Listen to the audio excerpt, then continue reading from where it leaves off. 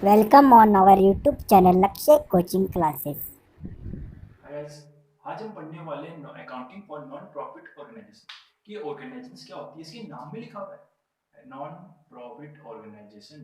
इसको वो ऑर्गेनाइजेशन जिसको प्रॉफिट से कोई मतलब नहीं है, जिसको प्रॉफिट से कोई मतलब नहीं है, वे ऑर्गेनाइजेशन कहती है नॉन प्रॉफिट ऑर्गेनाइजेशन।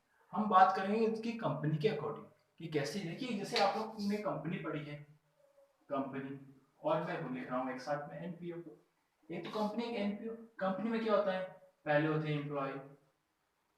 एम्प्लॉय के ऊपर आ जाते हैं आपके मैनेजर्स। उसके ऊपर आते हैं डायरेक्टर। लेकिन जो आपके एनपीओ की बात कर रहे हैं, एनपीओ में क्या क्या होता है। सबसे पहले आपके एनपीओ में आते हैं मेंबर्स। मेंबर्स के बाद में आते हैं मैनेजिंग कम्युनिटीज। और फिर उसके मैनेजिंग कम्युनिटी के बाद में आपके आते हैं यहाँ पे ट्रस्टी। यहाँ पे ट्रस्टी, ये ट्रस्टी क्या करते हैं, ये करते हैं लोगों से कलेक्शन का काम, कि ये डोनेशन के रूप में कलेक्शन करते हैं। फिर उस कलेक्शन को कहां पे भेज देते हैं, मैनेजिंग कम्युनिटी के पास। और कम्युनिटी अपने मेंबर्स के थ्रू उन सबको लगा देती है अलग अलग सोशल वर्क में। वो लगा देती है अलग अलग सोशल वर्क में, वो कहलाती है एनपीओ। अब एनपीओ के बारे में आगे चर्चा करते हैं कि एनपीओ को क्या क्या अकाउंट्स होते हैं, एनपीओ क्या क्या काम करती है, पैसे कहां कहां से वो कलेक्ट करती है। एनपीओ अपना कलेक्शन करती है। जैसे एनपीओ के कलेक्शन की बात अपन कर रहे हैं, तो एनपीओ कहां से कलेक्ट करती है। एनपीओ पहले अपने मेंबर से लेती है सब्सक्रिप्शन चार्ज, सब्सक्रिप्शन फीस। उसके बाद में लेती है entrance fees, subscription fees, entrance fees. फिर वो लेके आप कितने दिन के लिए उसके मेंबर बनना चाहते हो, जिसे अपन कहते हैं मेंबरशिप फीस, मेंबरशिप फीस। फिर उसके पास आते हैं डोनेशंस, कि भाई कोई अमीर ज्यादा आ गया, आके उसने कहा कि भाई मैं आपका मेंबर ऐसे नहीं बनना चाहता हूँ, मैं तो आपकी में पार्टनरशिप बनना चाहता हूँ, मैं इन्वेस्ट करना चाहता हूँ। वो अपने अमाउंट का कुछ हिस्सा किसको डोनेट कर देगा, नॉन प्रॉफिट ऑर्गेनाइजेशन को, डोनेशन। फिर एक इसमें वर्ड होता है जिसे बोलते हैं लेगेसी, जिसे बोलते हैं लेगेसी। आपने बहुत मूवियों में देखा होगा कि कहा जाता है कि एक बूढ़ा वृद्ध आदमी, बूढ़ा आदमी कह दो, बूढ़ा आदमी बेड पे लेटा हुआ है। वह कह रहा है कि मैं अपनी सारी प्रॉपर्टी मैंने वसीयत में लिख दी है, अपने बिल में लिख दी है, मैं उसे मरने के बाद किसी एनजीओ को डोनेट करना चाहता हूं, या मैंने एनजीओ डोनेट कर दिया है। ऐसी जो डोनेशन आएगा इस प्रकार का, वो कहलाएगा लेगेसी। कि भाई जो प्रॉपर्टी के रूप में अपने पास कोई डोनेशन आए कभी कभार किसी की बिल में, वो कहलाएगा लेगेसी। कैश या असेट्स के रूप में जो बार बार आते रहेंगे, वो कहलाएगा डोनेशंस। इसके बाद में इनकम कहां से होगी, ये कोई स्क्रैप को सेल आउट कर दे, या किसी असेट्स को सेल आउट कर दे, उनसे जो प्रॉफिट होगा वो क्या होगी, इनकी इनकम। या फिर उन्होंने किसी हॉल को रेंट पे दे रखा है, उससे इनकम आ गई। कोई लॉकर रेंट पे दे रखा है, उससे इनकम आ गई। ये सब इनके इनकम हो जाती है। अब इनकम की बात कर ली तो अपन थोड़ी एक्सपेंसेस की बात कर ले, कि भाई जहां इनकम होगी वहां पे कुछ खर्चे भी लगने हैं। तो एनपीओ खर्चे क्या क्या लगेंगे, कि भाई इन्होंने अपने एम्प्लॉय को दे दी सैलरी दे दी, या वेजेस दे दिया, इनका कोई टेलीफोन का चार्ज हो गया, कोई चीज इन्होंने परचेज कर ली, कहीं पे इन्होंने इन्वेस्टमेंट कर दिया, अदर एक्सपेंसेस हो गए, कोई स्टेशनरी आइटम ले लिया, या अदर कुछ भी जो भी इनका लॉसेस होगा, कि कोई लॉस हो गया, वो सब क्या हो जाएंगे, इनके एक्सपेंसेस। अब इनकी अकाउंटिंग कैसे करते हैं, हम उनके बारे में बात करते हैं। इसकी अकाउंटिंग की जाती है, पहले हम बनाते हैं रिसिप्ट एंड पेमेंट अकाउंट। दूसरा बनता है इनका इनकम एंड एक्सपेंडिचर अकाउंट। और तीसरा बनता है इनकी बैलेंस शीट। कि भाई पहला बना दिया रिसिप्ट पेमेंट, कि आपने क्लास 11 में पढ़ी थी कैश बुक, कि कैश बुक में क्या था, कि जो खर्चे आए वो लिख दिया अपन ने, जो खर्चा कर दिया वो लिख दिया, और जो इनकम आई वो लिख दिया अपन ने। वही होता है रिसिप्ट एंड पेमेंट। वहां पे अपन दो कॉलम बनाते थे, कैश का और बैंक का। पर इसमें से अपन एक ही कॉलम बनाएंगे, वो क्या कहलाएगा, अमाउंट का कॉलम। किसका कॉलम, अमाउंट का कॉलम। ये हो गया आपका रिसिप्ट पेमेंट अकाउंट, इसका फॉर्मेट अब आगे चर्चा करेंगे हम। रिसिप्ट एंड पेमेंट अकाउंट के बाद में बनता है इनकम एंड एक्सपेंडिचर। ये क्या होता है, ये जुड़ा रहता है रिसिप्ट एंड पेमेंट अकाउंट से, कि वहां की जो सारे खर्चे हैं सभी एक्सपेंसेस आ जाएंगे इसके अंदर, और जो रेवेन्यू नेचर की इनकम है वे आ जाएगी इसके अंदर। अब हम बात करने जा रहे हैं format receipt and payment account का। पहला कॉलम बनाओगे आप रिसिप्ट का, फिर यहाँ पे आएगी अमाउंट, दूसरा कॉलम बनाओगे आप पेमेंट का, फिर लिखोगे यहाँ पे अमाउंट। अब आप बोलोगे सर कि आपने रिसिप्ट एंड पेमेंट अकाउंट कहा कि कैश बुक के जैसे है, पर कैश बुक में क्या रहता है, एक कॉलम और रहता है बैंक का, डेट का, हमें उससे कोई मतलब है नहीं। सिंपल सा फॉर्मेट अपने को पढ़ना है जिसमें अपने बेसिक क्वेश्चन और जो एक्स्ट्रा ऑर्डिनरी क्वेश्चन है सारे क्वेश्चन कंप्लीट हो जाए। रिसिप्ट एंड पेमेंट अकाउंट की बात करते हैं कि पहले क्या होता है, देखो कुछ भी अगर अपने पास पिछले साल का बैलेंस बचता है, या तो बैलेंस बचता है या फिर अपने पास लायबिलिटी बचती है। अगर बैलेंस बचेगा तो अपन यहाँ पे लिख देंगे बैलेंस बीडी, जो कैश भी हो सकता है और बैंक भी हो सकता है, उनका टोटल निकाल देंगे यहाँ बाहर की तरफ। ठीक है, अगर अपने पास कैश या बैंक में बचा तो वो बैलेंस हो गया। अगर अपने पास लायबिलिटी बचेंगी तो उसको अपन लिखेंगे बैलेंस बीडी इस साइड में, पेमेंट कॉलम लिखे बैलेंस बीडी। लायबिलिटीज है, इसका मतलब आपने अपना पैसे तो बैंक में जमा करवाया है और बैंक से ज्यादा निकाल लिया तो उसको आप बोलते हो बैंक ओडी, बैंक ओवरड्राफ्ट के रूप में। इनकम आपकी आ सकता है सब्सक्रिप्शन की, कि किसी ने सब्सक्राइब कर लिया, आपके पास आ गया डोनेशंस आ गया।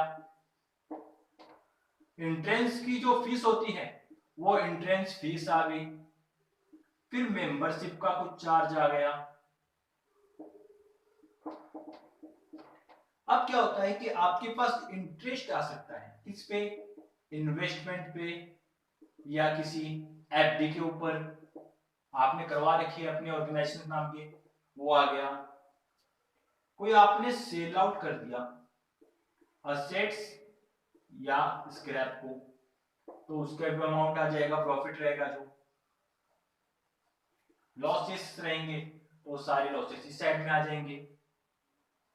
इसके बाद में मैंने कहा आपको लेगेसी, एक ऐसा वर्ड जो लेगेसी की मतलब अपने वसीयत से किसी को मिलता है, किसी की बिल से अपने को मिलता है, उसे बोलते हैं लेगेसी, वो आ जाएगा अपने इस साइड में। और इसके अलावा कोई भी इनकम रहेगी वो आ जाएगी अपनी रिसिप्ट साइड में। फिर करते हैं पेमेंट की बात। तो पेमेंट साइड में क्या क्या आ जाएगा, आपने कोई भी पोस्टेज या कुरियर का चार्ज दे दिया एंड कुरियर का, वो आ जाएगा। उसके बाद में आपने कोई सैलरी या वेजेस का पेमेंट कर दिया, टेलीफोन का एक्सपेंसेस हो गया, आपने कुछ परचेज कर लिया, स्टेशनरी या न्यूज़पेपर का चार्जेस हो गया। स्टेशनरी न्यूज़पेपर के चार्जेस के बाद में आपका अदर कुछ भी एक्सपेंसेस लगेगा, वो सारे एक्सपेंसेस किस में आ जाएंगे, पेमेंट साइड में। ये आपका है रिसिप्ट एंड पेमेंट अकाउंट का फॉर्मेट। अभी अपन ने बात की रिसिप्ट एंड पेमेंट अकाउंट की, अब बात करें अपन format income and expenditure account का। तो उसका फॉर्मेट आपको बताया मैंने कि जितनी भी रिसिप्ट साइड की बातें होती है उनके अंदर अपना होता है, जो भी अपनी रेवेन्यू नेचर की इनकम है सारी आ जाएंगी इनकम साइड में। जैसे पहली थी आपकी सब्सक्रिप्शन की, दूसरी कि कोई एंट्रेंस फीस की आ गई, मेंबरशिप का चार्ज आ गया, डोनेशंस आ गए। फिर मैंने आपको कहा कोई भी रेंट, चाहे वो लॉकर का हो चाहे हॉल का हो, या फिर आपका किसी भी टाइप का आपने सेल कर दिया, sale of scrap, profit on sale of assets. इसके अलावा आपने कोई भी इंटरेस्ट कमा लिया, कि आपका कोई भी इंटरेस्ट आ गया किस पे, इन्वेस्टमेंट पे आ गया, एफडी पे आ गया, एक्सेट्रा। एक्सपेंसेस में आपके ऑल एक्सपेंसेस, जैसे आपका टेलीफोन का एक्सपेंसेस हो गया, आपका पोस्टेज एंड कुरियर का हो गया, स्टेशनरी का हो गया, फिर आपका सैलरी एंड वेजेस का एक्सपेंसेस हो गया। फिर आपने कोई भी चीज कॉन्वेंस का एक्सपेंसेस हो गया।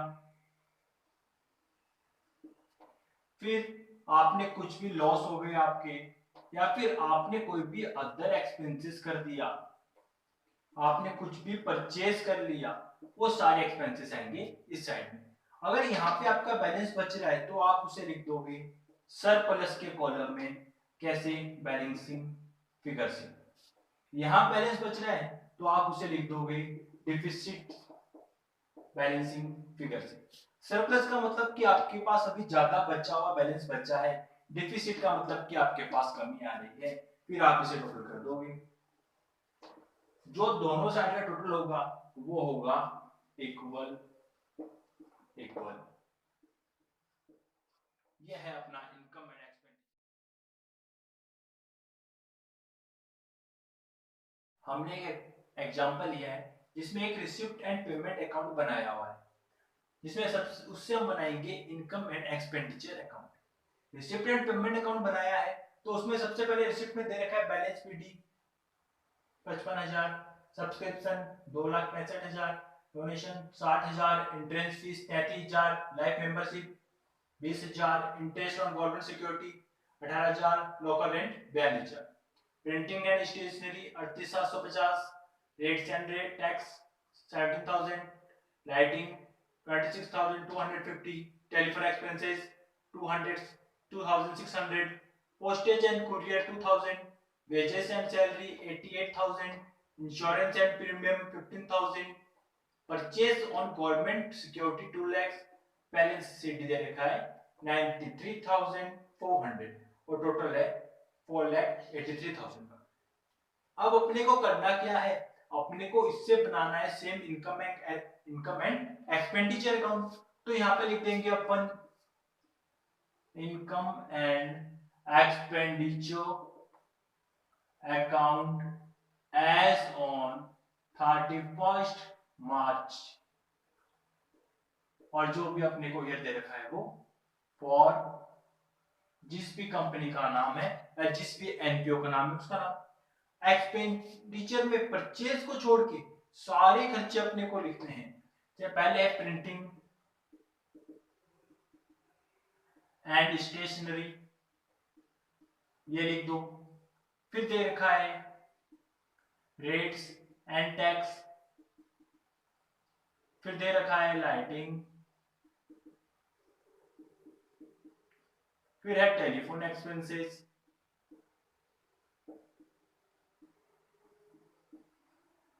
फिर है postage and courier,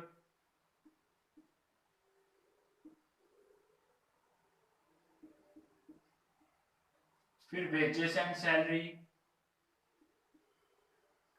insurance premium, purchase को अपन को लेना नहीं है, बैलेंस शीट अपने को लेना नहीं है।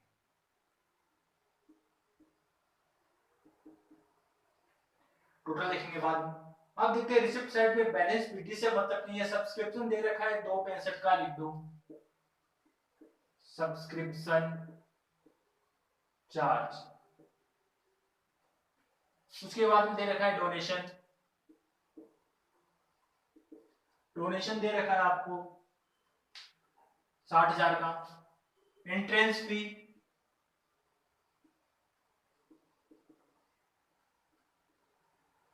एंट्रेंस फीस के बाद में लिख रखा है life membership charge, interest on government security, life membership charge, interest on government security.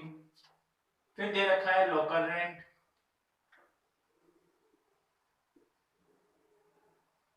Local rent दे रखा है, ये है 20,000 का, 18,000 और 42,000।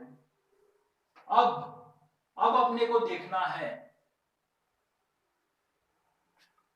अब अपने को देखना है इसमें कोई बैलेंस बच तो नहीं रहा है। सब चीज वापस से चेक कर लेंगे। ठीक है, अब देखते हैं किस साइड का टोटल ज्यादा आ रहा है। अपनी इस साइड का टोटल आ रहा है 2,83,000, 2,83,000। और इस साइड का टोटल है अपना 4,38,000 रुपीज। यहीं पे दिख रहा है कि ज्यादा इसका है, तो यहीं पे लिख दो 4,38,000। ये हो गया अपना टोटल। अब मैंने कहा कि अगर यहाँ पे तो अपने पास कम पड़ रहा है ना, अपने को कितना बनाना है इसको, 4,38,000 बनाना है। कम कितना पड़ रहा है, 1,55,000 रुपीज। अब जो यहाँ पे बैलेंस बचता है उसको मैंने आपको कहा कि आप लिखोगे सरप्लस, सरप्लस के कॉलम में बाय बैलेंसिंग।